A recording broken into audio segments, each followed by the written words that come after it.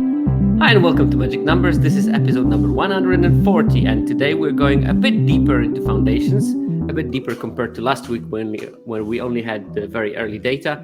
Now we have a bit more data, and as it always goes with my set timeline, we start with the very shallow takes, the most basic ones. We go deeper into the more granular data, and by the end of the format, we hopefully are going to look at something that is not linked to the only one format, but trying to find some universal trends. Today, we're going to try to look at the right cards for the right decks. And this is the cycle that I've been running since recently, since like 3 sets, where I try to identify cards that are doing particularly well in one color combination, but not so well in others. And by that, you can find those extra edges of knowing which cards are specifically good in particular builds of a given color combination. And of course, thanks to MTJ Zone for sponsoring this stream. Thanks to all the patrons, and especially one of the new patrons, Chris. Thank you very much for becoming a patron. And with that, we can move further. And we start, as always, with a preamble. This week's preamble is color per specific cards add to set complexity. And this is something to do with the results I found. Foundations is not a very complex set, and because of that, I noticed that lots of the cards are just universally good. There are very few color per specific cards. Spoiler alert. And I think that this will mean that this format is not going to be particularly good in terms of its longevity, because you can put your 2-3 flying angel in each deck that you draft only that many times. But there are still some gems that I think are worth mentioning, and we're going to be looking through every single common and uncommon in the set and trying to find the best home for them. But when you look at the format, your Magic skills in Limited are defined by those 8-12 categories that I highlighted here, and probably many more, but I divided them into sort of like different panels.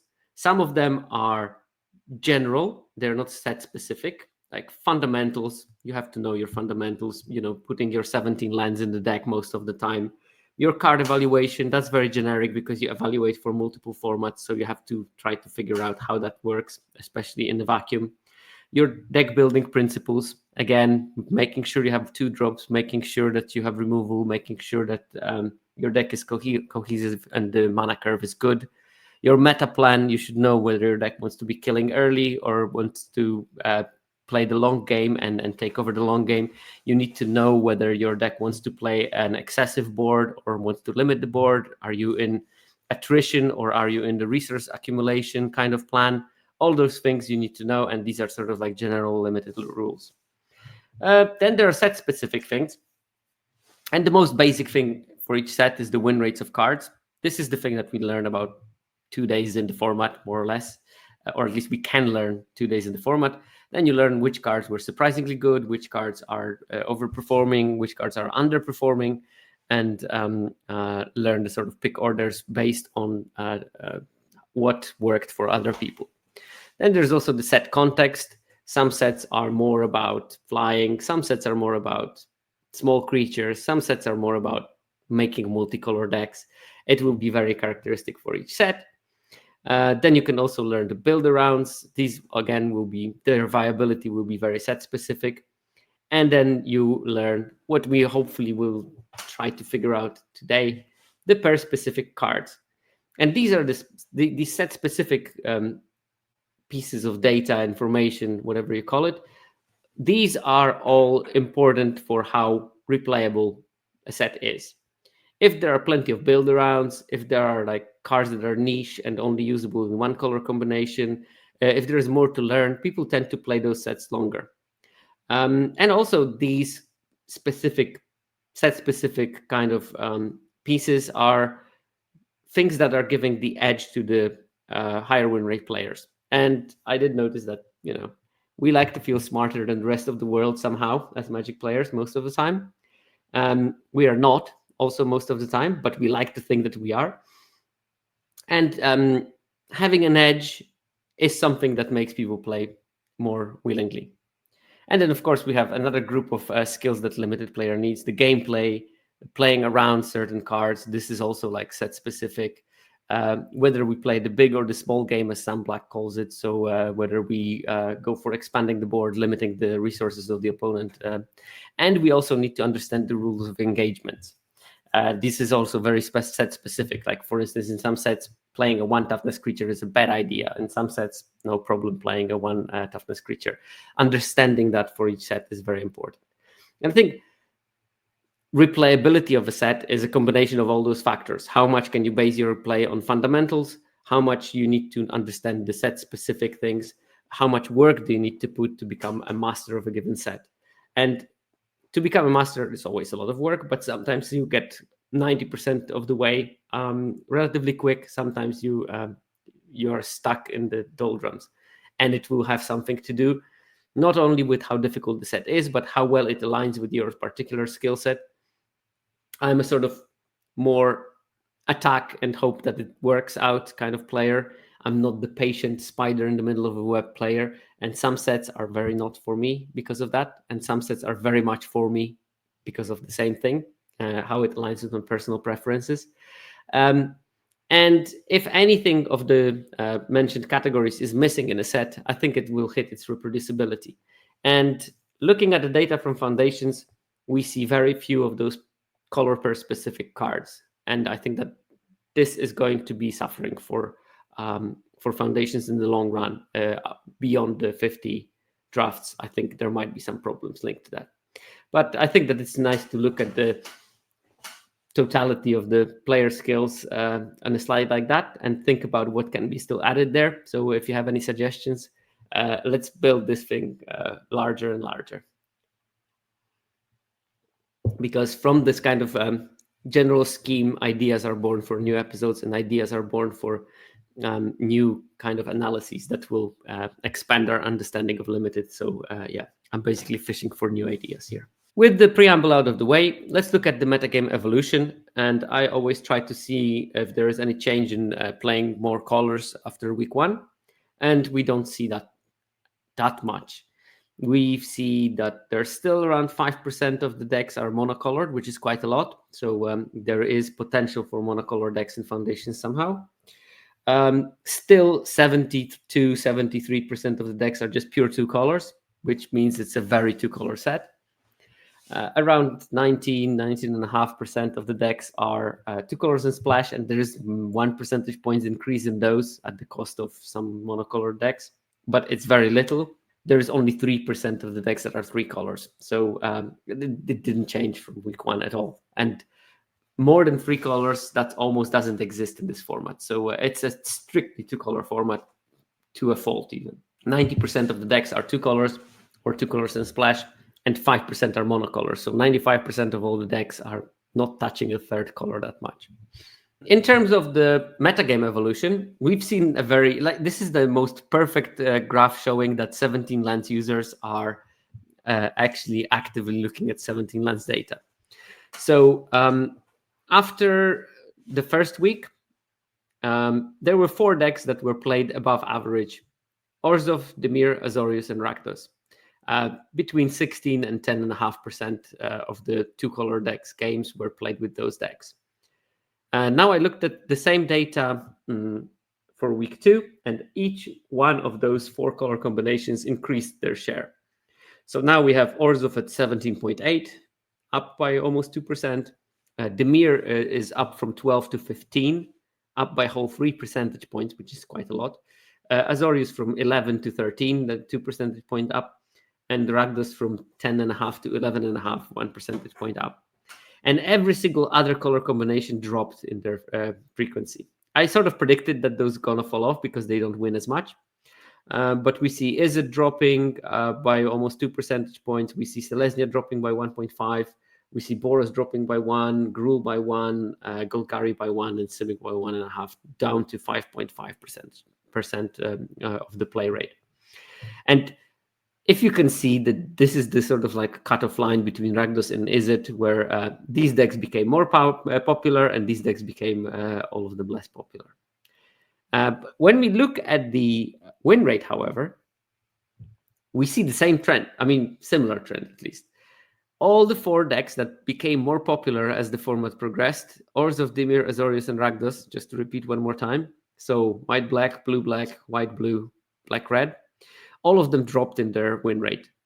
Orzhov dropped by roughly 1 percentage points from 56 to 55. Dimir dropped by a little from 55.4 to 55, which is impressive given the fact that it's drafted 3% more by the 17 lens users. Azorius dropped from 5.6 to 56.6 to 55.9, so about 1%. Rakdos is the one that saw the biggest drop from 56 to 54.7.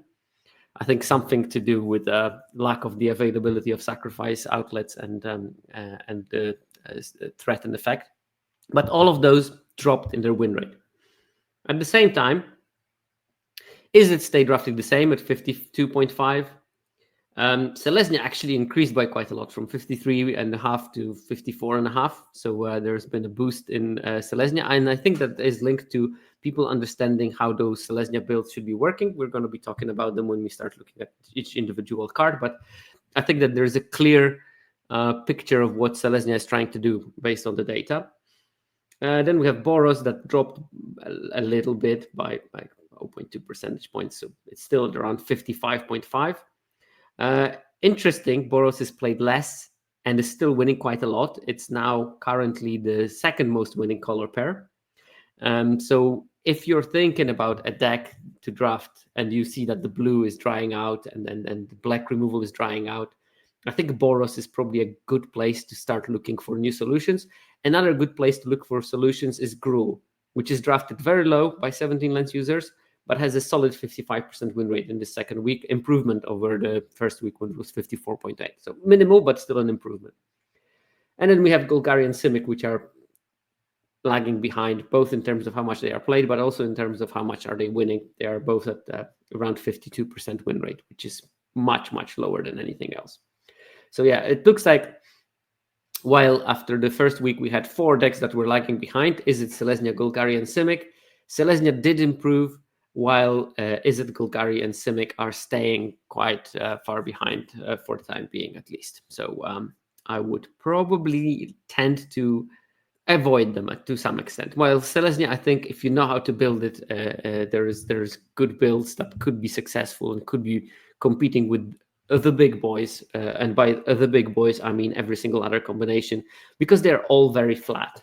Azorius is first at 55.9, and Selesnya is the last of those at 54.4, but that's just 1.5 percentage point difference between the 6th and the first color pair in terms of the win rate, and all of them are sort of like within a percentage range from Azorius. So I would say everything is playable, and hopefully after this episode you will understand also what are the key features of each of those color combinations. And since we are talking about that, figuring right cards is all about looking at cards' performance relatively to the color pair win rate. And I calculated simply by looking at the cards games. I actually don't look at games played. I look at the game in hand win rate. I don't know why it says so in this slide that it's games played. No, it's game in hand win rate, deducted by the generic game in hand win rate for the color combination. And that sort of takes into account the fact that some decks want to play longer games, some decks want to play shorter games. I calculate the game in hand win rate and compare it with the game in hand win rate of the whole color combination. And of course, the higher the number, the more it improves the deck. The lower the number, it makes the deck worse. 0, it means that it shows no difference. I would actually probably tend to look at -1 percentage point is already like a decent replaceable common in a deck. So that those are the cards that you want to be actively putting in your deck if it's -1 or higher. If it's below -1, then it becomes situational, and these all be your reluctantly playable cards in the deck. And we're going to go through all the colors. We're going to look at all the commons and all the uncommons, and we're going to sort each of those commons from the generically best in the color to the generically worst in the color. And we're going to try to find some of the cards that are good and some of the cards that are not so good. And as I said in my spoiler, the This set looks like most of the cards are either generically good in every single color combination or generically bad in every single color combination. There's very few cards that are looking like they're outliers and they're only good in one color combinations. And we're going to spend a bit more time on those. But it's also good to know which cards are generically good, because in a set where generically good cards are important, you need to focus on getting them and prioritizing them over anything else. And in white, we have solid 6 cards that are just generically very good. And these will be the backbone of any white deck that you're going to be playing. Dazzling Angel is the best. Helpful Hunter is the second best. It does a bit worse in white-green, which is worth noticing. And I think it has to do with the fact that white-green wants to attack on a different plane than gaining card advantage. White-green wants to strictly go wide. Then you have Banishing Light. It's great in every single white deck. Felidar Savior, same situation. Healer's Hawk, also good in every deck. Weirdly, it has the smallest improvement on the white-black decks, but of course white-black decks are relatively good, so maybe it's harder to improve the win rate. But it's a bit strange because Healer Hawk is this life gain thing, and that makes me think that, yes, life gain synergies are important in white-black sometimes, but you shouldn't be focused too much on them. And I think that second week in a row, I'm going to send you to some Black's podcast. He did an episode on white-black, and he sort of states it very bluntly. This is the set where you should be focusing on generically good cards. If they promote your plan, that's good, but some people focus too much on synergies, and I think that's and he thinks, or they think, that it's not the best set to focus on the synergies too much. And I wouldn't discard their opinion because it's Sam Black, so you know. And the last one we have on the list is the Luminous Rebuke. All those 6 cards are just generically good in any white deck. Whenever you see them, just pick them if you're in white and you'll be fine. Most of them are cheap, which means that you can draft any copy of them, so there's no limits. Maybe, you know, like with Felidar Savior, you don't want to have more than 3 in your deck, but 3 is still a lot. And the last card that is still generally decent, maybe doing slightly worse in white-black, but definitely playable in that deck, is the Fleeting Flight, the 1-mana combat trick that gives something flying, puts a counter on it, and prevents all the damage it will be dealt at this particular turn. And then we move to the cards that are not necessarily generically good. And first one is Squad Rallier. It's there on the borders for most of the decks. It's solid in white-green. It's okay in white-black. Much better than I would expect before the format started. That card sort of passed me by, and I didn't think it's going to be good. But in this set, it looks like this 3-mana ability to draw a card some of the time, and probably quite a lot of the time actually, is something that you are interested in. In white-black decks, I had it in white-black decks, and it was very good when it required a removal. Otherwise, it would take over the game, especially like in the late game. 3/4 body is pretty decent, and yeah, make sure that you don't underestimate that card, especially white-green and white-black. Cathar Commando is also this kind of like replaceable 2-drop that you'll be putting in your deck. It's not amazing, but it's not terrible, so put it in your decks. And white-blue seems to have best numbers for it, and I don't know why. I think that maybe the 3-power thing is good for it, more like doubles down as this kind of another joust where you play it, block with something, and you continue attacking with your flyers, while Cathar Commander selflessly sacrifices itself to take out a 3 toughness creature on the opposing side, or blocks, jumps something, and then destroys an artifact or something like that. So yeah, Cathar Commando, okay-ish. Best home for it is white-blue, weirdly, but probably it is more of a removal than a creature. A removal that maybe, if the stars align correctly, will deal like 3 damage at some stage. And then last card that is sort of in this good, like reluctable playable category is Make Your Move. That can remove some of the big threats. It can remove some annoying enchantments / artifacts. And it has like decent numbers. It's like 1 percentage point below the average in terms of the win rate. But you will play some of the cards that are below this threshold in your decks. These will be hopefully one of the cards in the slots I don't know, 18 to 23 or something like that, you still need those, and make your movies fine to okay in white red when it's just basically a par level for the course. So it's a replaceable card in those decks. Then there are a couple of cards that do better in white red than in any other combination, and that's Prideful Parent, which does really bad in white blue, and it's sort of okay in white black and white red, and it's worse than okay in white green with the minus 1.7 percentage point impact on the win rate. But in white red, it's only minus 0.5, so I would say you can easily play a copy of that in your white red decks. But it's not as good as most of the people would think before the set was released. It's just two bodies, of which none of them are evasive. The 2/2 with vigilance is not that amazing on turn 3.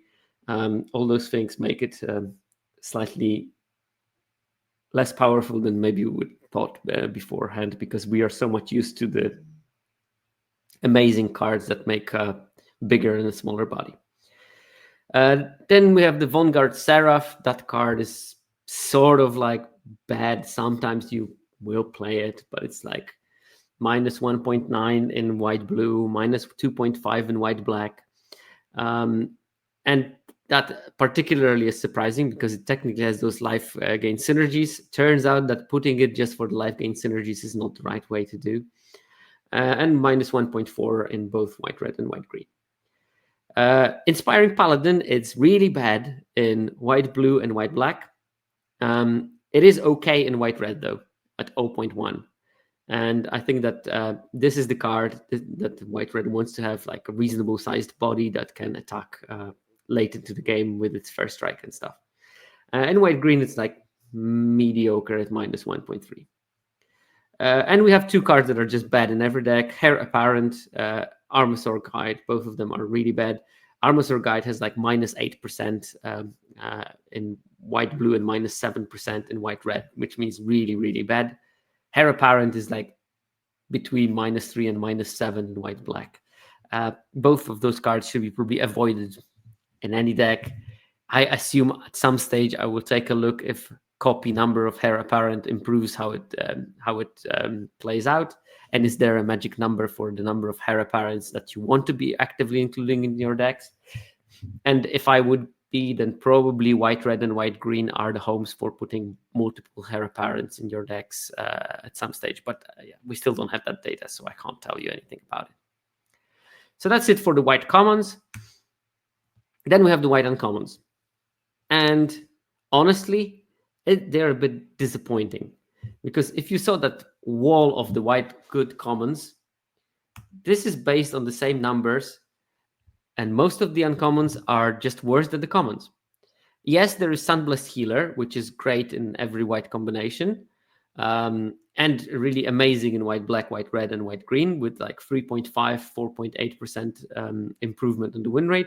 It's just okay in white blue with the 1.4 improvement, but still like, good. Then we have Cat Collector. That's the second star white uncommon, and it goes between 1.6 in white red and 4.7 in white black. So here, life gain synergies that are self-contained work for the white black deck.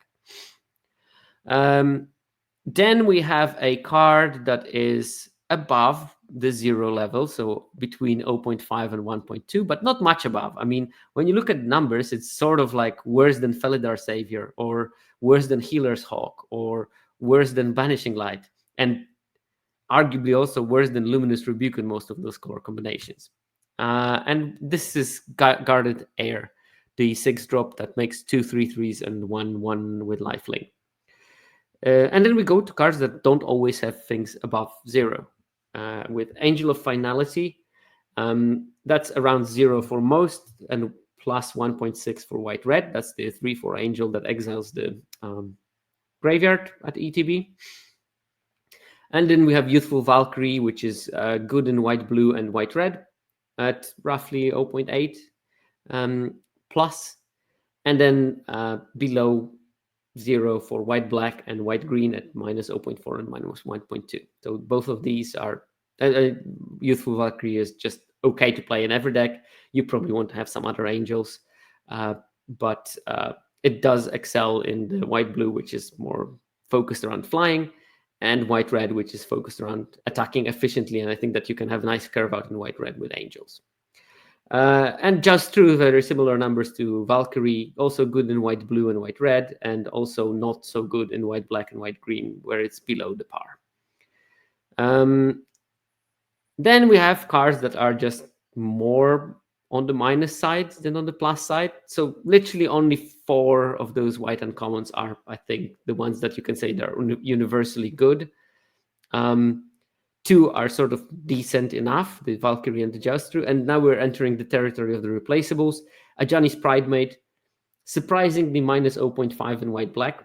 So this one doesn't work for the life gain synergies. I guess that the Cat Collector is so good because it's self-contained. And I found it trying to play white-black that I either ended up with too many payoffs and not enough enablers, or too many enablers, not enough payoffs. It's a very hard balance to work. Cat Collector solves it by being both. But Pridemate is even worse in white-blue and white-red with minus 1.1, but it's actually good in white-green with 0.7. So weirdly, Ajani's Pridemate good in white-green, despite white-green not specifically being a deck that wants to be gaining life. But I guess that it still wants to be playing Dazzling Angels and Felidar Savior and Healer's Hawk, all the cards that will sort of accidentally gain your life and accidentally make Ajani's Pridemate what you want to be doing. Then lastly, we have Sarah's Angel. That one is weirdly bad in blue-white at minus 1.9. I think that when you enter 5 mana territory, the white-blue decks want to be doing more of the tempo play, so counters, bouncing things, returning things to the top of the library, killing things, and not dropping another creature. The ones that you have by turn 5 should be enough, and then you need to start protecting yourself from opposing bombs and take over the game with your flyers while successfully racing. White, black, and white, red, this card is at minus 0.8 roughly. And in white, green, it's actually moderately positive at 0.3. So Sarah Angel playable. Of the 2 classic cards, Sarah Angel and Shivan Dragon, definitely the better one, but not amazing. And, all the other ones are looking better than it. So Joustru and Pridemate, and not even mentioning Sunblessed Healer and Cat Collector. Then card that I'm a bit sad that it's not doing so well, Resolute Reinforcements. I do like to play that card in Constructed. But here it just doesn't do very well. It's got minus 4 in white blue, minus 2.3 in white green, white black minus 1.1, and minus 0.4 in white red. So it's doing markedly better in white red decks. And same goes for the next card, Savannah Lions, also doing okay in white red at minus 0.5, but doing pretty poorly in white blue and white black with minus 4, minus 5 in this range. And white green, it's minus 1.1. So not amazing, but just playable begrudgingly, I think. Then we have Closeout, same situation, not great in white blue and white black. Fine in white red and white green at minus 1.5, minus 1.9 compared to the benchmark. So the chat noticed, the cats seem to be a theme that is best in white red, because we saw Savannah Lions there being decent. We saw Ajani's Pridemate being acceptable, I guess, but we also saw the Prideful Parent being okay in that deck. So and I think that has something to do with white red does not want to be attacking too much in the skies, and because of that, you need to have this kind of evenly distributed ground force. And then we have a bunch of those uncommons that are having really poor numbers. Stroke of Midnight, still doing better than expected, because that card is, in my heart, stone unplayable, but it has only minus 1.8 in white-black, which is better than I thought, but minus 4, minus 5, minus 6 in other color combinations. Dauntless Veteran, which is minus 7 in white-blue, -5 in white-black, and -2.3 in white-red when it's doing at its best. Mischievous Pup, -3 to -5 in all the color combinations. Divine Resilience, -7.6 to -2.3 in white-green. And Twin Blade Blessing, no data for white-blue, but -9 to -6 doesn't make me optimistic that numbers in Azorius are diametrically different. So a bunch of those like missed uncommons, like Stroke of Midnight, Veteran, Pup, Divine Resilience, and Twin Blade Blessings, they all are on the verge of being sort of unplayable. So the bench for white uncommons is pretty narrow. All right, let's move to the blue. And my card of the format, Refute, is topping the rankings of the best blue commons. It has over 1.5% in every single color combination, at its best in white-blue with 2.6. Partially one of the reasons I think Serra Angel is not so great in that deck, because you want to keep your mana untapped, and dropping a 5-drop is a good way of tapping yourself out. And every time you tap out, remember, opponent plays their biggest bomb that they possibly physically can have. That's just the rules. I don't make them. And refutes are still going super late, as the chat notices. The card is really, really great. Then the second best blue common, Bigfin Bouncer. Similar numbers to Refute, slightly worse in blue-green, with only 0.5 above the level, but 2.4, 2.4, 1.7 in Azorius, Dimir, and Izzet, respectively. That's pretty fine. Think Twice is the third one, and it's the most evenly spread between 1.3 and 2.3 in all color combinations. Really solid card in every single color combination that has blue. Uncharted Voyage, again, very similar numbers between 1 and 2.3 in all combinations, so solid everywhere. Light Show Duo, It's Time to Shine, is right now. It's between 0.6 and 1.9 in every color combination again. So solid card in all the blue decks. Maybe slightly worse than blue-black, but it's still over 0, which means it's a decent card you actively want to have in your deck. And then we have the Fleeting Distraction, the 1-mana cantrip that gives something -1, -0. Solid between 0.5 and 2.3, at its best in white-blue at 2.3, but perfectly playable everywhere.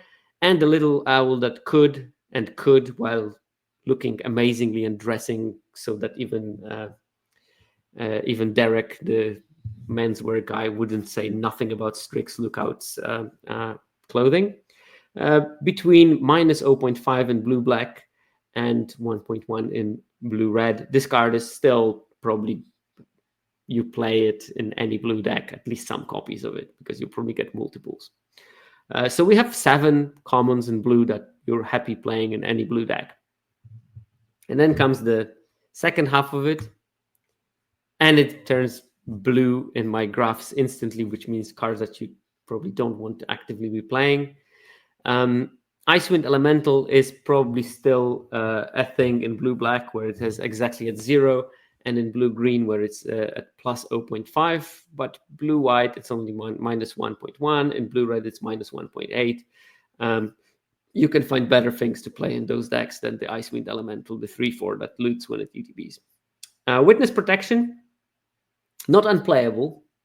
You will play it when you are short on good playables in the deck or good removal, but -1 for Dimir, Izzet, and Simic, and actually +0.3 for blue-white, because you're attacking in the skies. That 1/1 will attack you back, but it's nice to downgrade a 5/5 into a 1/1 sometimes. And also it's nice to remove flying from something so that you enable your attacks. So in white-blue, you can think about playing Witness Protection in some copies. It's actively good there. Then we have the Elementalist Adept. That's Elementalist Adept, I think. Adept will be the verb, I guess. It's got okay numbers. This is like this is the same as we had with Cathar Commando in white. It's going to be that 2-drop that you're going to be begrudgingly play, and it's going to be your haha, I got you. I played the 2-1 and block your 4-2, and they eat each other, and we're all happy. And it's got like sort of between around -1, but in blue-red it's actually minus 0.1, so it's almost at this replacement value, which is nice. And then my disaster for this set, Tolarian Terror, which I predicted as the top blue common, and it's far from it. It's actually 11th best blue common, especially bad in white-blue at -3.1, acceptable in Dimir and Izzet at -0.9 or -0.5, and not so great in blue-green at -1.7. And then there's Runaway Together, which is just slightly below playable in each color combination, between -1.4 and -2.5 in Dimir. And Erudite Wizard, which is one of those few cards that actually might have a home. It does have 0.1% in blue-red on the plus side. It's just terrible in blue-white and blue-black at -4.5 and -3.5. That's why it's below Runaway Together in the average. But in blue-red, it's on the plus, which means that you actively want to have maybe a copy or something, depending on the flavor of blue-red you're playing and how many cantrips do you have. And then two cards that are just bad, Mocking Sprite and Aegis Turtle, around -3 to -8 for them in all the color combinations. So deeply in the minus, you don't want to be playing those. In terms of the blue uncommons, we start with my favorite card of the set by far, Mischievous Mystic.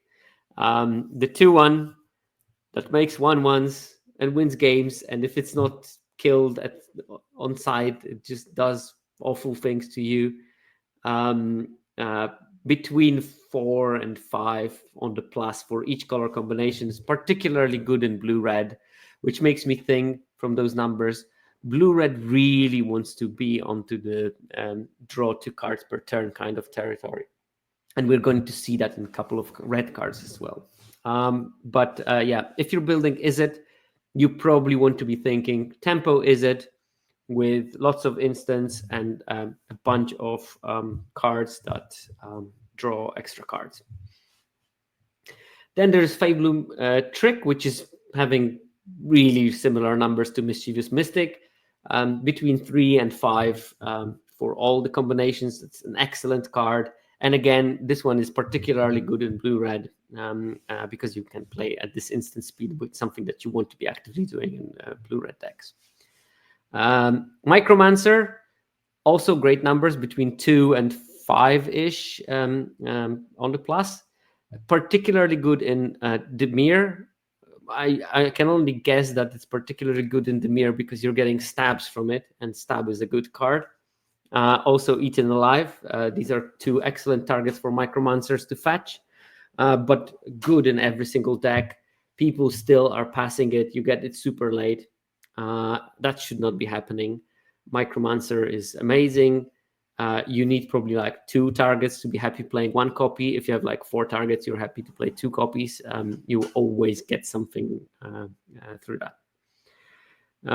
Then there's Spectre Sailor, another card that is vastly undervalued. It's like 1 percentage point below the Fabloom Trick, between 2 and 5. So it's 2 in every color combination, and in Izzet decks it's 5% over the win rate. Yeah, so we have 2 more universally good blue cards. Essence Scatter. This one is very well distributed between 1.4 and 2.9. Great in any blue deck. And Skyship Buccaneer, that's between 0.1 and 1.5. So this is already approaching this like 0 level. But still, each of those is good. So Mystic, Fabloom Trick, Micromancer, Spectre Sailor, Essence Scatter, Skyship Buccaneers, just you can put all those cards in your decks happily. And obviously the cheaper ones, there is no limit. You can play as many Mystics as you draft, and I would highly recommend it because card is just busted sweet and it's so much fun to play. Then we start to move into the cards that are not obviously great. Arcane Epiphany still makes the cut in most of the decks, particularly good in Izzet with a 1.5 on the plus. Particularly not so good in Simic, where it's minus 1.1 and around 0 for both white blue and black blue. That's the 5 mana draw 3, and sometimes it will cost 3 mana as well. And then self-reflection, minus 0.6 in blue, and that's his best result. And then minus 2 in Demir, and minus 1.6 in Izzet, and no data in Simic because there was not enough sample size. But I guess begrudgingly playable in some of the white-blue decks. And then we move into the sad truth of bad blue uncommons. First, Brindborn Cutthroat. And this card comes with the caveats. Yes, the numbers are not great, but I think that there are decks for Brindborn Cutthroat. I had some amazing decks with it, where I built around a bit about and got a lot of counter spells and got a lot of the bounce, and you can grow it quite efficiently, given your opponents don't have a stab for it the turn it comes into play. But it's minus 2.3 in white blue, and this is probably the worst home for it. Minus 1.6 in Simic, but in Demir and it's minus 1.2, which makes it into my playable kind of category, but begrudgingly. I think that though it ends up in the wrong home for it quite frequently. And if you have what you think is a good home, it will, I think, perform much better than the numbers indicate. You just need to make sure that you have the right home for it. Cephalid Ink Mage, similar numbers than the Cutthroat, only it's bad in Izzet and Simic at minus 3, and it's okay in white blue at minus 1.3 because being unblockable is very similar to flying, so it attacks on the same kind of level. And in Demir, it's minus 1.5, which is, I guess, sometimes you can play it. Then we have the last where you can consider playing it. Grappling Kraken. It's pretty bad in most of the decks, but it has decent numbers in Demir at minus 0.4. I guess this is the deck that you want to be playing it in. And in Simic, it's minus 1.2, which is borderline playable. But it's really bad in Izzet, and it's really bad in white blue. And I think that this Kraken being bad in white blue is exactly the same reason why Tolarian Terror is bad in white blue. And that is you just attack at a different level. Terms of engagement, we go back to the first slide when I was talking about set-specific terms of engagement. For white blue, the terms of engagement is that you finish your games in the sky and not by a big, clunky ground creature.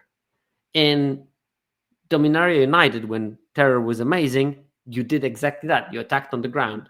And Terror was the best ground creature that you could get in those decks, especially that you spent probably most of your game before dropping a Terror, just bouncing things into the opponent's hands with the Tolarian Gazer.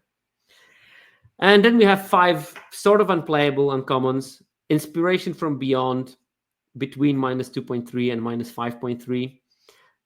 Rune Sealed Wall, I see that card all the time against me, and it never does anything useful. The 06 that surveils, it's between minus 3 and minus 5.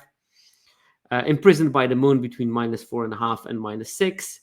Aetherize between minus 4 and minus 8. And Click on Sky Mage between minus 6.5 and minus 8. Truly awful card. A 4-drop that dies to stab. And even if it makes something spectacular, you will find that opponent already has like 7 fairies to block it for all the time. Impoverished by the Moon, as Cuneo called it. What would Cuneo know about blue? It's a joke. He invented a deck called Cuneo Blue. Yeah, Imprisoned by the Moon was not good at its time, and it's still not good. It's just a truly awful card.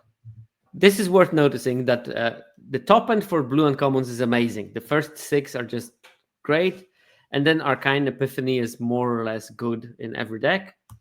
But after that, we got a very quick drop-off, and none of the others play very well. As I said, Brindborn Cutthroat is, I think, has its places if you build the deck right around it.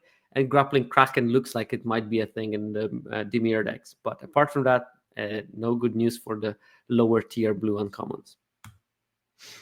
Okay. Then we go to the black commons, and we have, well, 2 front runners clearly in Bacon to a Pie and Stab. Both of them are excellent in every black deck. Yeah, they're just very good. But Black is not as deep as white was in terms of the commons. In white, you saw that the first 6 commons were really solidly good in every single color combination. In blue, we saw at least 3 of them. And black, we see, well, sort of 2 of them are universally good.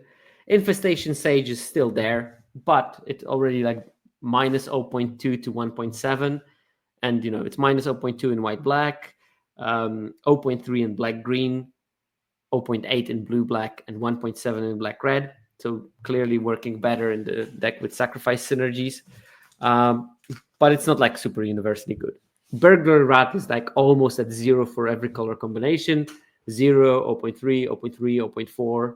So very evenly distributed, but okay in every single black deck. Eaten Alive is between minus 0.7 and plus 0.8. It's at its best in white black and at its worst in blue black. And then we have cards that are just not universally good. Soul Shackled Zombie, pretty bad in white black, pretty bad in blue black, but decent in black green. Keeping in mind that black green is not a decent deck to start with, so that's the problem with it. This is the card that does the better, the weaker the deck color pair is. So not an amazing card to be playing with. And then we have Fake Your Own Death, which is, I guess, fine in black red and okay in blue black, and playable in white black and black green with like -1, -1.3. But in black red, it's plus 0.2.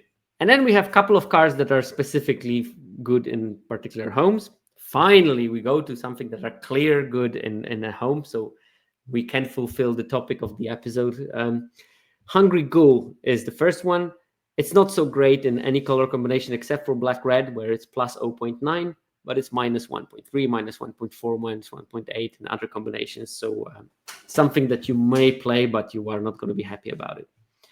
Then there's Pilfer, which is between minus 1.6 and minus 3 for all the combination, except for Demir when it's plus 0.3. So Demir wants to be playing a copy of Pilfer, probably one, no more than that.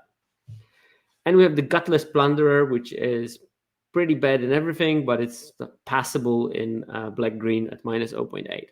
Again, keep in mind, black-green is poor, so a card that makes the poor deck slightly worse, maybe not the best thing, but sometimes you will end up in black-green. You have to know that Gutless Plunderer is not completely useless in those decks.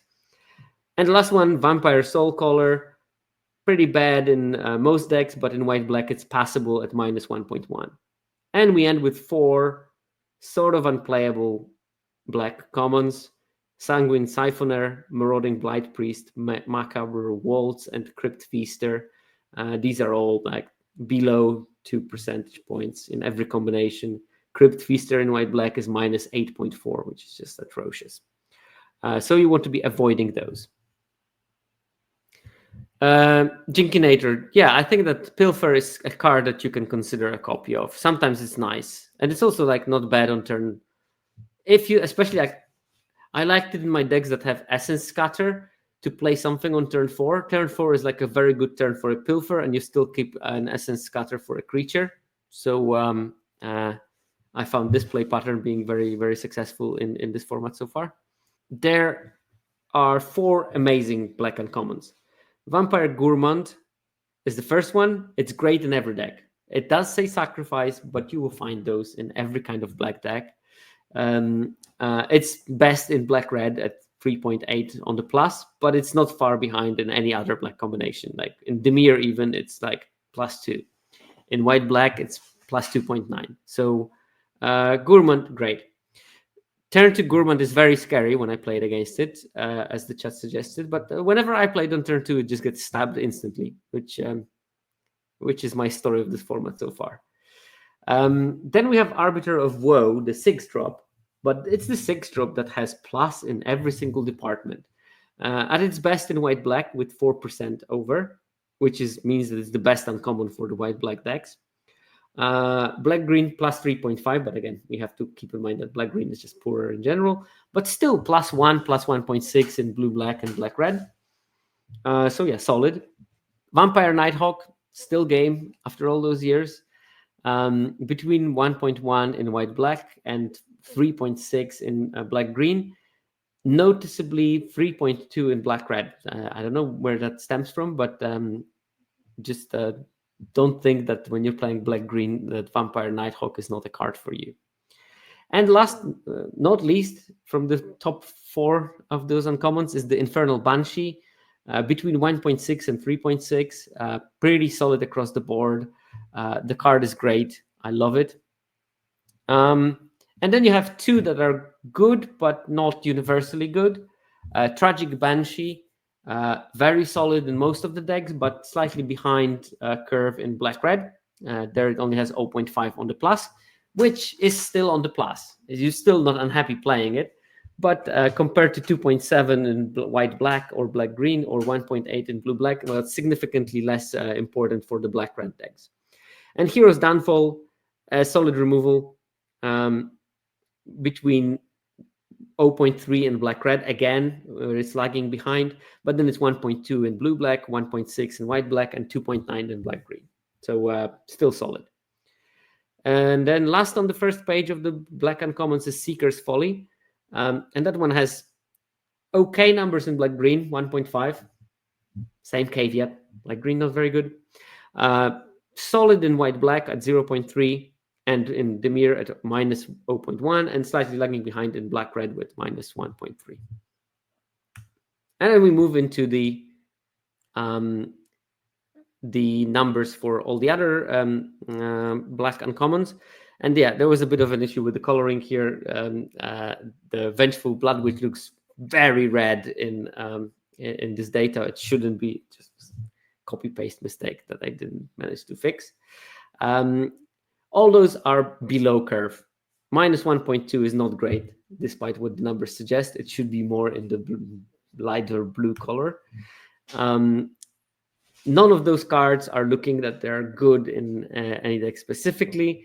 And that's the problem with the black uncommons. There's 4 bangers, 2 really good ones, 1 sort of mid, and the rest of them are just bad. Blood Witch can be played in white, black, and black, green at minus 1.2. Diregraph Ghoul is acceptable in blue, black at minus 0.8. I guess it just works as a sort of weird version of Stab. Then Shriekmass is just bad, very consistently bad at minus 2 almost in every archetype that has black. Stormkirk Blood Thief, which is bad in most of the things, but in black-green it's passable. Still keeping in mind that black-green is not great, but I guess it's good to know that Stormkirk Blood Thief is passable in that, because I think that it sort of has Morbid, and it's hidden by not calling it Morbid, but it sort of has it. And then we end up with Zombify, Skeleton, Reassembling Skeleton, and Revenge of the Rats, which all have really bad numbers across the board. Zombify at its best in the mirror at minus 2.3.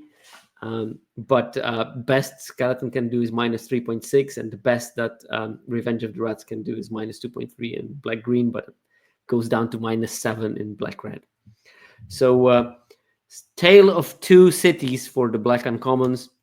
Bangers on the first page, clunkers on the second page, and not much that you can squeeze into the right home, unfortunately. Right. In terms of the red, well, you can sort of guess.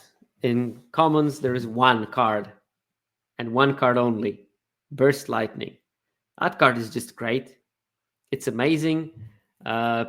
Worst it is +2 in black-red. Best it gets is plus 4.7 in blue-red. Blue-red really wants any copies of Burst Lightning. It's the absolutely most important card for the deck.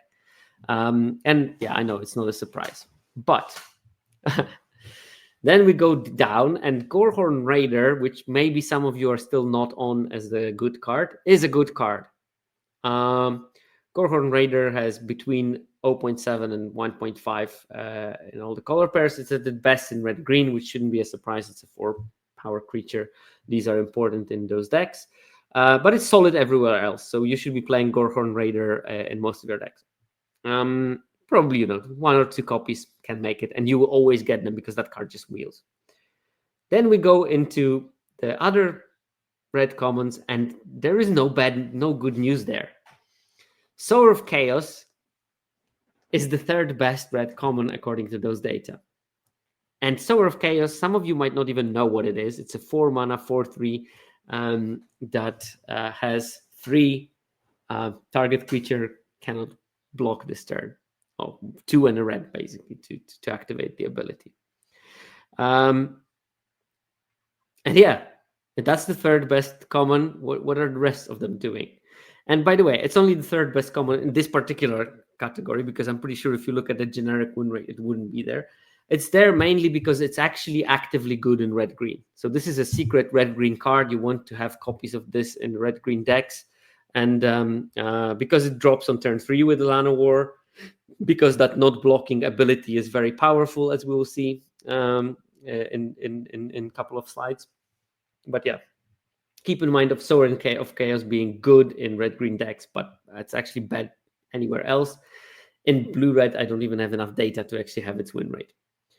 Then we have Fanatical Firebrand, which weirdly is good in blue-red decks only. And I don't know fully why, but it has plus 0.4 in those decks. But it's -2 in black-red, which is its second best home, and then -3.5 in the other 2 red combinations. Then we have Courageous Goblin. That's the 2-drop that can become a 3/2 menace if you have a creature with power 4 or greater. This card again is okay in red-green, -0.5. It's not great, it's just okay in those, but it's pretty bad in every single other red combination. And Goblin Borders, which are again passable in red-green. That's the 3 mana 3/2 that can come with a +1/+1 counter if you have raid when you cast it. It's -1.5 in red-green, and then between -2.6 and 3.4 in other red combinations. So not great there. And the last one on the first page of red is Sure Strike, which at its best is at -1.9 in blue-red, but worse than that in other combinations. And that means that most of the other red commons are even worse. Now, we have some specific cards for one archetype, and Involuntary Employment specifically is plus 0.9 in black-red, but it's atrocious in any other deck between -3 and -5.5. Incinerating Blast is not good in anything between -1.9 and -5. At best, it's an Izzet at -1.9. Axgard Cavalry, the 2-drop, best -2.3 in red-green, when maybe you can haste out some chonkers after that. But -2.3 is nothing that I would be, like screaming home. And then Goblin Surprise, okay, and is it at -1.4 and terrible everywhere else. And Thrill of Possibility, awful everywhere. And it's actually okay in blue-red at -0.4. So -0.4 for Thrill of Possibility is probably the best kind of result you get from that second page of the results. Think of playing Thrill of Possibility in your blue-red decks, because sometimes you can trigger draw 2 cards synergies on opponent's turn through that card, and you don't want to have too many lands, so you are happy discarding them in a later game, and the card is going to be fine. And then we have like 2 absolute clunkers in the Firebrand Archer and Spitfire Lagak that should not have place in any deck. Between -4 and -7 for the Archer, and between -5 and -8 for the Lagak. Just don't play those cards, please. And then we have the uncommons, and there is like 5 amazing uncommons in red, starting with Fiery Annihilation, a superstar in blue-red with 5.3 on the plus, but it's good in all the other ones, around 3-4 on the plus. Then there is the Battlesong Berserker. This is the all-star in Boros decks at plus 4.4. It's not great, but playable in blue-red, plus 0.7, and then good plus 3 in black-red and red-green. Abrade is good in everything, between 1.3 and all the non-Izzet decks. It's like 1.3 to 2. And in Izzet decks, it's plus 4, so that's like first pickable kind of card for the Izzet decks.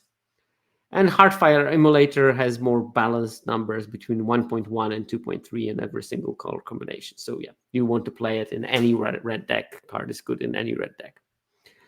And the last of the good red uncommons, slightly below the other ones, I would say, is the Dragon Trainer, the 5-mana 1/1 that makes a 4/4 dragon on ETB. 0.2 in Izzet, 0.9 in Boros, but plus 2.4 in Rakdos and plus 1.9 in Gruul. So solid in those two combinations particularly. And Slumbering Cerberus, the 2-mana 2/4/2 that doesn't untap unless something died, is good to great in your Gruul decks at 1.8, passable in Rakdos at 0.4, and slightly below rate in both Boros and Izzet at -1.5, -1.2. Strongbox Raider, the 4-mana 5/2 that will, with Raid, let you choose one of the top 2 cards, and then you can cast it until the end of the next turn. Again, good in red-green, 0.6.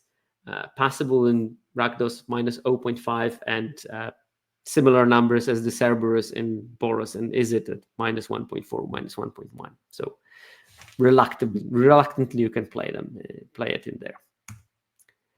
And then the rest doesn't look so great. So we have the Brazen Scourge, which has between -1.5 and -3.6. Specifically bad in red-green decks, which I think has something to do with the presence of the Llanowar Elf. It's a 3-drop that if you have the Llanowar Elf opening, you cannot cast it because it's a red 1 3/3 haster. So that's a knock against it in red-green decks. And not great in anywhere else, so probably shouldn't prioritize that card. Goblin Negotiation, which is the red X spell. It actually has possible numbers in Izzet at -1, so you might consider playing it there, but pretty bad anywhere else. Frenzied Goblin, the one that can give unblockability, 1-drop. In white-red decks, it has -0.7, so it's possible there. And then we have 3 unplayable uncommons: Fire Spitter Whelp, Bulk Up, and Shivan Dragon. They are not really what you want to be playing. And keep in mind, there is also a bunch of stuff that is that is unplayable to an extent where I didn't even include it in the data because the numbers were too low. And something like there is the deal 2 to each non-flying creature for 3 mana spell, and Hidetsugu's the second rights. Those cards just didn't have enough numbers. And I think there might be actually one more card that didn't make the list.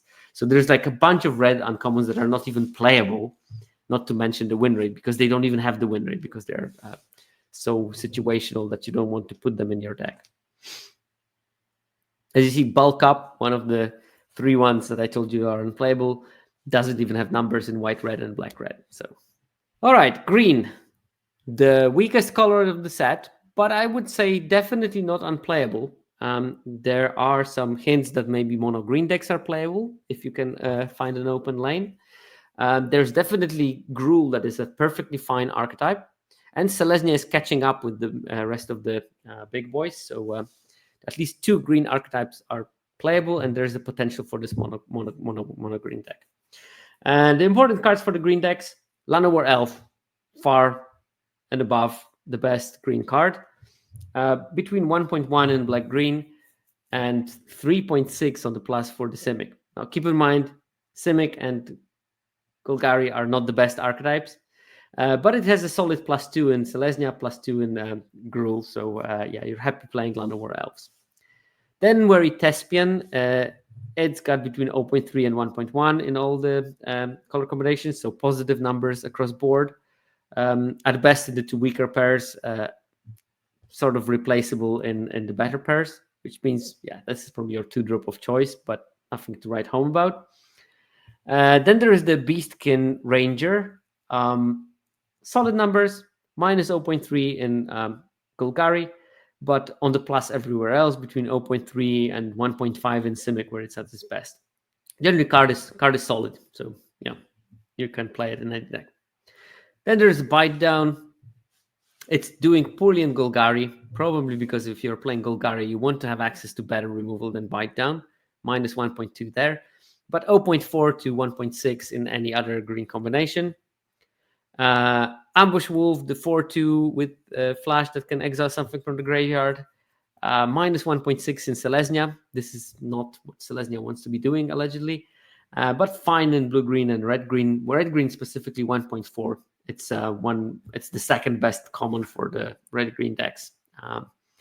At least from this half of the commons, which probably means from all the commons. Then there are two cards that are specifically not great in red-green. Treetop Snare Spinner, the 1/4 Death Toucher that puts counters on things. -2 in Gruul, but on the plus in both Selesnya and Golgari, and just below 0 for Simic. And Bushwhack, which is -1.4 for the Gruul decks, but credible 0.4 minus for Selesnya and Simic, and -0.8 for Golgari decks. So playable in those, definitely. And then we have some cards that are uniquely good in some decks. Giant Growth is actually plus 0.7 in Simic decks. And I theory crafted around the idea of playing a blue deck that is a tempo deck with Giant Growths. And I still didn't draft one, but I do think that something like that might exist. So be on the lookout for it. Crackling Prowler, that's the 4-mana Ward 2 creature. It is decent in red-green, 1.2 on the plus. So if you're playing red-green, you might want to be on the lookout for those. You should be getting them quite easily. It should wheel most of the time. And then we have like Elfsworn Giant, the 5-mana 5/3 that has a landfall, make an elf. It's -0.9 in Simic decks. And then we reach the problem of the green decks. Dwinnen's Elite, Gnarlid Colony, two drops from green. All of them are underwater for each color pair. At best in Golgari at -1.5, both of them, but -3.4 for the Gnarlid Colony and the blue-green. Just not the numbers you want to be seeing from common 2-drops. That means that you need 2 drops, but because they're so bad, you either find them at higher rarities or you have to play them because you still need the 2 drops. And that makes green decks problematic. With the right amount of Llanowar Elves, you can have the curve 1-drop into 3-drop. But it won't happen always, and that's, I think, part of the reason why the green decks are struggling. And then we have the Apothecary Stomper, which is bad everywhere. At its best in Golgari at -1.8. And then Broken Wings and Grow from the Ashes, bad everywhere. But I think it's so symptomatic that Broken Wings actually has better numbers across the board than Grow from the Ashes, just showing you how bad this ramp strategy is in this format. Of course, I've been beaten by Grow from the Ashes just a game ago, but that proves the point. In terms of the uncommons, there are 3 really good ones in green, and one is truly great. Felling Blow is basically a reason to be in green. That's the 3-mana, put a +1/+1 counter on something, and then it bites. Card is just great. Between 3.3 and 5% improvement on the win rate. Specifically great in Simic decks, but good across the board. Then we have the Elvish Grower, between 1.8 and 2.9 on the plus everywhere. So again, universally great. That's the 4-mana 4/3 that can return something from the graveyard to your hand. And then Mild-Mannered Librarian, the 1-drop that can turn into a 3/3 that draws you a card when it flips. Well, it doesn't flip. It's a werewolf that doesn't flip, but you know what I mean. When you activate this one-time use ability on it. And that's between 1.3 in white-green and 3.2 in Golgari, and solid 2.5 in Simic and Gruul. So these are the 3 stars of the uncommons in green. Then we have solid players. Nessian Hornbeetle, it's above 0 in every single combination. Slightly worse in white-green at 0.7, but pretty solid in red-green at 2.7 on the plus. So and in between that in the other combinations. Then we have Eager Truffer Snout. That card is just amazing in red-green, plus 2.9, making it the second best uncommon so far for that color combination. But not as good in Golgari at only minus 0.7. Still, that makes it a playable card. Plus 0.2 in Selesnya and plus 1.4 in Simic. So playable, but not amazing. And Affectionate Indrik, that's got around plus 1 across board, but it does pretty poorly in Selesnya at minus 0.5. And by pretty poorly, I'm still thinking it's playable, it's just not great. And Snakeskin Veil, I think these are not the numbers I would be expecting from that card before the set was released. But it's between minus 0.8 in red-green and plus 0.6 in black-green, which is not the numbers I would expect. Still playable, but probably shouldn't be prioritized super highly. It's not like as good as it was in OTJ, for example, when it was basically a format-defining card. And when we look at the second half of the uncommons, we see one that is clearly doing well in one archetype. One of the few examples in this analysis of the cards where we found they are doing really, really well in one of the archetypes, and it's Overrun, which does minus everywhere except for white-green when it's plus 2.6. And plus 2.6 makes it the second best uncommon in white-green. So it seems to me that white-green should go wide very fast, and should end games with Overrun. And that should be the strategy of your Selesnya decks, and that's how you win with it. I told you this archetype is on the rise, and I think that Overrun going slightly later is a part of its success. If you understand that the white-green decks should be all about Overrun, then you can build them appropriately and start winning games with them and put it in your arsenal as one of the weapons that you can efficiently utilize.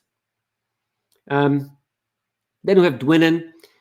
It's doing above 0 in two of the weaker green color pairs, the blue-green and black-green. So you can play it. Needletooth Pack, that's doing pretty badly everywhere, but it's doing plus 0.3 in red-green, so red-green card. And Quake Strider Ceratops, the coveted 12-8, is doing poorly, except for red-green when it's actually at minus 0.1. So again, Ceratops, fine to play in a Cruel deck.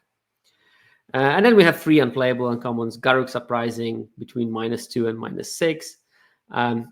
Wildwood Scourge between minus 1.3 in black-green and minus 7.1 in Simic. And Reclamation Sage that is just between minus 4 and minus 6. Don't just play it in any deck. So Reclamation Sage, not in this format. Thank you.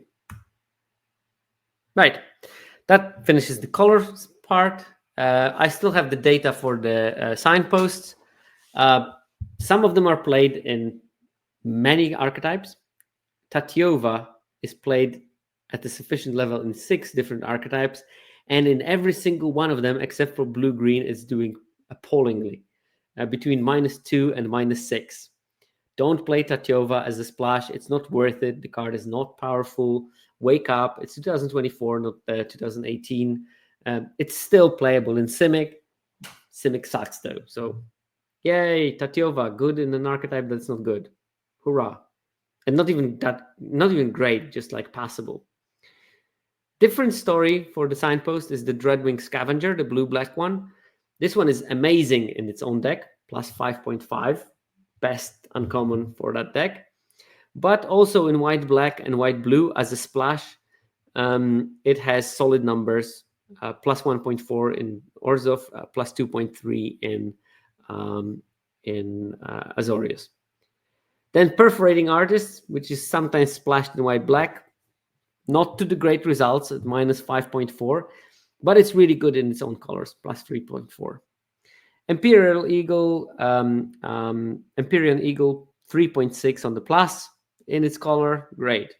Heroic Reinforcement, plus 2, great. Balmor, plus 2, great. Ruby, plus 1.5, very good. Fiendish Panda, we get to the level of the signpost that is not so great. It's got minus 0.3. Perfectly playable, but probably nothing to write home about. If you get it late, pick it. You're going to have something for your deck.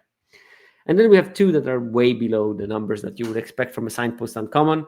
Wardens of the Cycle at minus 1.4 and Good Fortune Unicorn at minus 1.6. These cards definitely missed the mark. And by the way, I mean, I'm really like the fact that Duskmorn had 2 sets of signposts. I think it was a good idea. And I thought that they should have gone for that in Foundations, making one reprinted signpost and one freshly printed signpost. It would add to the format, made it more fun. I hope that they're going to make it more frequently from now. Right, and then we have some of the colorless cards / lands. Important story here is that there are not that many great cards among the colorless. Goldvein Pick is doing well only in the Azorius decks, and that tracks with what I remember from Kaldheim. Goldvein Pick was basically as good as the number of flyers you had to make sure that you get your treasures in an evasive fashion. On the ground, just doesn't do so well. So not surprised to see it best in Azorius. Evolving Wilds are okay. Remember, this is a land. You have lower expectations from lands. If they are at -2%, that's fine, because it's still a land. It won't win you the game. It will just help you not losing it to mana problems. Having said that, some of the lands have decent numbers. Okay, what can we see here as well is Heraldic Banner is actually quite decent in some decks. It's around 0 level or slightly above it in Azorius, in Boros, in Simic, and in Rakdos. Mind you, probably small sample size, but that card should be playable in those color combinations. Think about how to utilize it best. Meteor Golem looks good in white-blue for some reason, at plus 1.6. Maybe you need a solid removal that also clogs the ground so you can race in the air. It looks fine also in Demir and Golgari with like -0.6, -0.8. And then we have a bunch of lands. Let's not focus on them too much, but they look solid. Weirdly enough, I see that the gain lands have pretty bad numbers in white-black. I think that people put them just to have them as a life gain synergy, and I think it doesn't work very well as such. It works well when you're splashing things. What else do we have here? Gleaming Barrier. That card has so bad numbers across the board. Like the best it squeezes out in the mirror is -6.4. That's the 0-4 wall that dies into a treasure. And then we have, I think, the only card from those colorless things that had really, really good numbers, and that's Rogue's Passage, the land that for 4 and tap can give something unblockable until end of turn. This card has 1.6 in Boros, 1.8 in Selesnya, 1.8 in Rakdos, 2.7 in Gruul, and -0.8 in white-black. So really solid numbers in all of them. Even the -0.8 is really good. And I think that this land is actually something that you should be drafting higher and put in your deck more frequently. It's actually an actively good card in this format. And then we have a bunch of lands. Ravenous Amulet is there also. Doesn't have good numbers anywhere. Not even in black-red. It's -3.4 there. And Burnished Heart, -2.1 in Simic, but -7 everywhere else. So yeah, maybe Simic wants to be playing it, which is weird considering how bad Grow from the Ashes was in there. What is splashing Burst Lightning in Micromancer decks? Oh, Swiftwater Cliffs. Yeah. There are some of those lands that have really good numbers, like Swiftwater Cliffs have 2.8 on the plus in Simic decks, probably splashing Burst Lightning, as the JPSN noticed in the chat. But also Tranquil Cove has a very high number in blue-green. It might be something to do with small numbers and small sample size, but Tranquil Cove has even higher numbers for the blue-green. But it probably is that splashing removal is essential for those colors, and I guess Banishing Light and Burst Lightning are the best removal spells to splash. Like, I guess, but again, only a guess. All right, we got there. We got there in a reasonable time. I'm not going to prolong your misery. I'm going to thank the 17 lands teams for providing us with the data. I'm going to thank Fake Jake Brown for all the help that I get from him, and plug following him and following his newsletter. So yeah. And with that, Next week, we're going to probably look at what the top players do differently in foundations and try to figure out from the top players do differently to help you to level up and become those top players in the future if you're not them just yet. So see you next week. Hopefully I'll survive my flu and be much more rejuvenated next week, and I'll see you then.